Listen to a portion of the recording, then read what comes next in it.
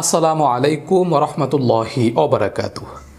সম্মানিত দর্শক, এক ভাই প্রশ্ন লিখেছিলেন যে আমি যদি নামাজে দাঁড়ানোর পরে বায়ু চেপে থাকে, অর্থাৎ খুব কষ্ট করে বায়ু চেপে রেখে নামাজ পড়া যাবে কিনা।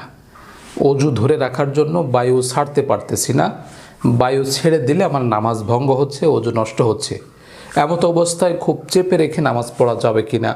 এই প্রশ্নের উত্তর হলো, নামাজের ধীরস্থিরতা অবলম্বন করতে হলে অবশ্যই ফ্রেশ মেন্টালিটি নিয়ে দাঁড়াতে হবে, অর্থাৎ খুব উত্তম রূপে অজু করে পবিত্রতা অর্জন করে নামাজে দাঁড়াতে হবে।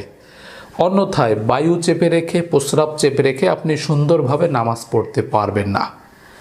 যদি কোনোভাবে শারীরিক সমস্যার কারণে এরকমটা হয় যে আমার বারবার গ্যাসের সমস্যা হচ্ছে, অথবা ডায়াবেটিসের কারণে প্রস্রাব বারবার আসতেছে, তো আপনার তো নামাজও পড়তে হবে।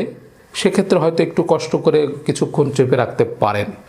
তবে সেটা যদি খুব কষ্টকর হয় যে আমি বায়ু চেপে রাখলে আমার নামাজের মনোযোগ হারিয়ে ফেলতেছি, আমার প্রস্রাব চেপে রাখার কারণে আমার সন্দেহ হচ্ছে যে প্রস্রাবের কিছু অংশ কখন আবার বের হয়ে যায় কিনা, এইরকমটা যদি পরিস্থিতি হয় তাহলে নামাজ ত্যাগ করতে হবে, নামাজ সেখান থেকে ছেড়ে দিতে হবে।